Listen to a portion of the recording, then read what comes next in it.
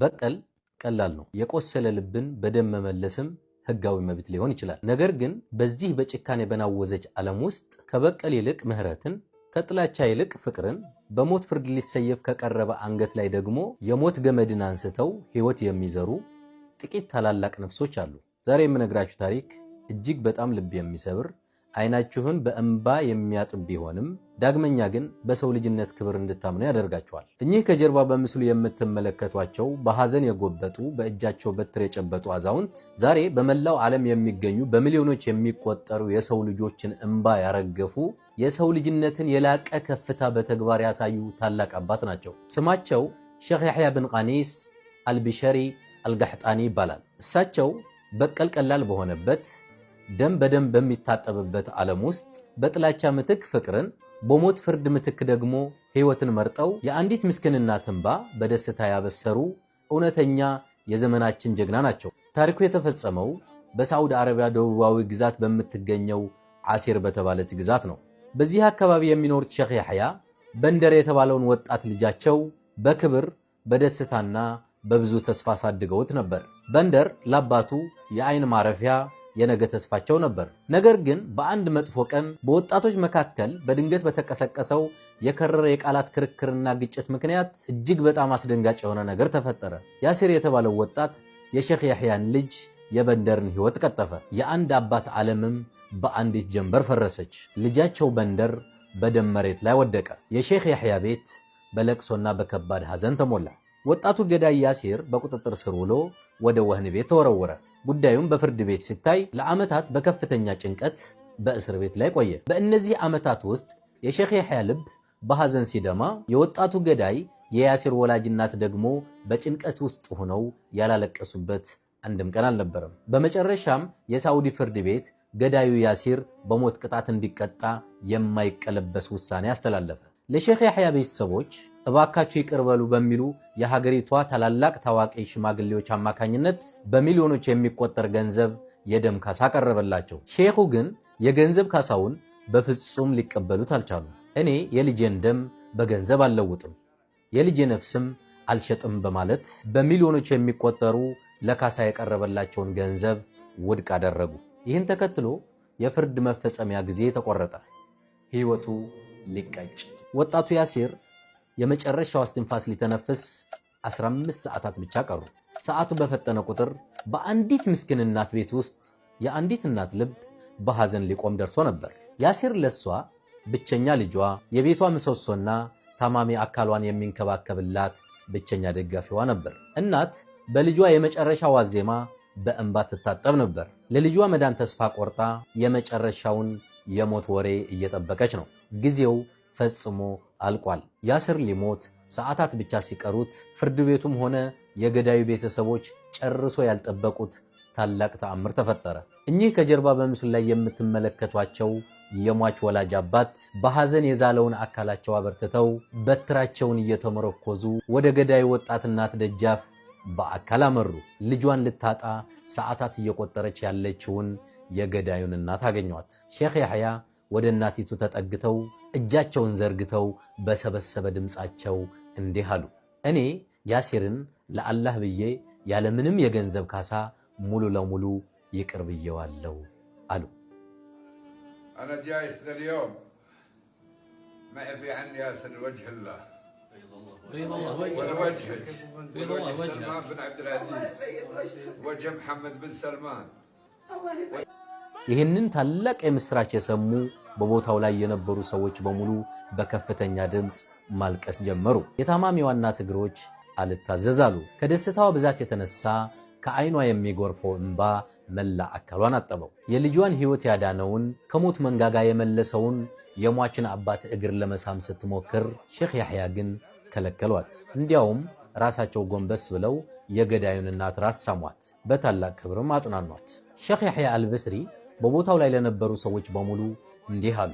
የልጄ ደም ዋጋ የለውም። እኔ ምንዳዬን የምፈልገው ከአላህ ዘንድ ነው። እኔ በሕይወት እያለው በዚች እናት ላይ ምንም አይነት ውርደትና ችግር እንዲደርስባት አልፈቅድም አሉ። ይህ ነው እንግዲህ የእውነተኛ የይቅርታ ትርጉም። አባት ልጃቸው በንደር በሞት ቢያጡም ሌላኛዋ የልጇን ሞት ለመስማት ሰዓታት ስትቆጥር ለነበረችው ምስኪን እናት ግን ልጇን መለሱላት። በጥላቻ በተሞላች በቀል በነገሰባት ዓለም ውስጥ ፍቅርና ምህረት ሁልጊዜም እንደሚያሸንፉ በተግባር አሳዩ። የሰው ልጅ የመጨረሻው ጥግ ይቅርታ ነው። ለመሆኑ እናንተ በጥላቻ ምትክ ይህንን ያህል ትልቅ ምህረት ለማድረግ ልባችሁ ይፈቅዳል? ይህ ታሪክ ልባችሁ ከነካው ሰብአዊነት አሁንም በምድር ላይ እንዳለ ለማሳየት ቪዲዮውን ላይክ፣ ሼር፣ ዲዩትና ሪፖስት በማድረግ ለዓለም አጋሩ። የአረብኛውን ንግግር ወደ አማርኛ ተርጉም ያቀረብኩላችሁ እኔ ብሬክስ ሀበሻዊ ነኝ። ቸር ያሰማን። الله يمسيك بالخير يا ام ياسر. الله يمسيك بالنور والعافيه. اول شيء جاي نسلم عليك في بيتك. سلمت ان شاء الله من كل شيء. وانت في مقام اخت لي. انا جاي ذا اليوم معي في عني ياسر وجه الله. بيض الله وجهك. وجهك. سلمان بن عبد العزيز. وجه محمد بن سلمان. الله يبيض وتركي بن طلال. وعلى نية ولدي بندر وامي وابوي. الله يبيض وجهك ويكتب اجرك وما نقول الا حسبنا الله ونعم الوكيل. الحمد لله. اي والله حسبنا الله ونعم الوكيل. خيلوا فيك القبائل، خيلوا فيك شال سريع. سود الله وجه من خيل فيك. فلا يوم شفتم خيلوا فيك وخيلوا فيك الشيوخ. والله ما تنضمين وابو بندر حي. ونعم ابو بندر. الله يبيض وجهك يا ابو بندر. الله يبيض وجهك. وسود الله وجيههم. الله يبيض وجهك. اللي ما يمحى العار من ظهره سود الله وجهه. اما بالنسبه للاثنين الثانيين ها فبيني وبينهم حكم الشرع، وبيني وبينهم سلمان بن عبد العزيز ان كانت سلمان باقي يطبق الشرع في السعوديه ها وباقي يعطونا الحق مثل ما احنا نعرف انهم يعطونا الحق، فحقي جاي من عندهم. اما ياسر والله اللي عتقه لك في هذا اليوم. الله يبيض الله يبيض وجهك. الله يبيض وجهك. الله يبيض وجهك. انا اللي بسلم. لا والله ما تنزلين. انا اللي بسلم على راسك. الله يبيض وجهك. الله يبيض وجهك. الله يبيض وجهك. الله يبيض وجهك. وبوجه ابو محمد زايد. الله يبيض وجهك ويجمل حواجبك ويكتب اجرك ويرحم بندر ويجعل من قبال الجنه ويمسح على في قبره. الله وجهك. بيا الله وجهك. يعطيك الف العافيه. بيا الله وجهك. والله لاني ادور الدراهم. بيا الله وجهك ابو محمد. بيا الله وجهك. ولا ابغى امسح بسحبه البشوت ها واللي ملون بطونهم في الاستراحات كان اخذتهم معي. لكن سود الله وجيههم. الله يبيض وجهك يا ابو بندر. قل يا الله. الله يبيض وجهك. وجهك. الله وجهك ابو محمد. وجهك. الله يعتك منا. ويعتقني ويعتق بندر ووالدينا ووالدك. ما قل يا ان الله ينصرنا نسعد المكتب. اللهم ان على كل شيء قدير.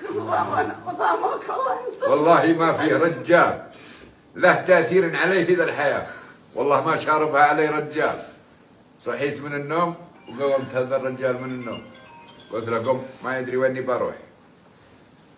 واتصلت على زوج بنتي قلت تعرف البيت؟ قال لا. قلت اشوف ان رجال يعرف البيت. وضحكت عليه قلت في امير بيجي من الرياض معها عطيه لام ياسر يبغاكم توصلونها لها. الله يكملك هذا يا ابو بندر. الله يسمع لحالك.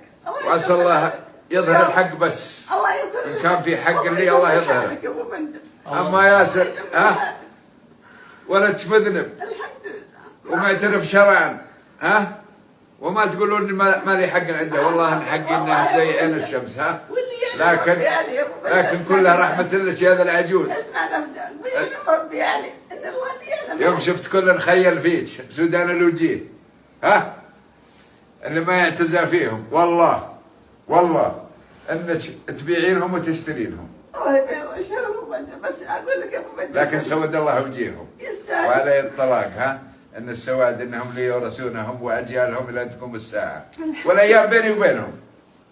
الله يبيض وجهك يا ابو بندر ويجمل حالك ويكتب اجرك ويجمعكم ان شاء الله البندر في الجنه. امين. الله يجعل ما قدمته في موازين حسناتك. اللهم هذا من طيب راسك ومن طيب اصلك يا ابو بندر.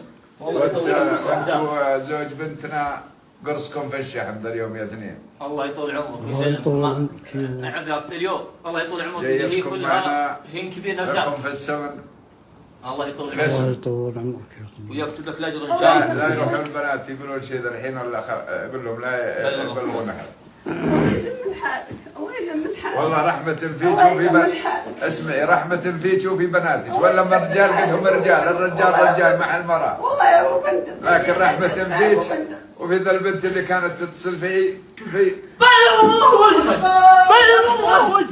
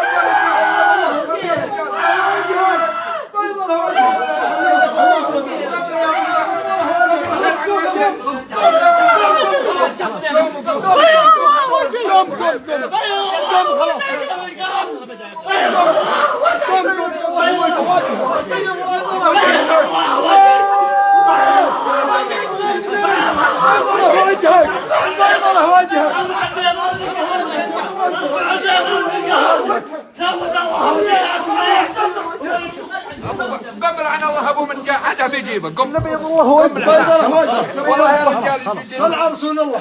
والله يا رجال بيض الله وجهك. لكن الطلاق انك كفو.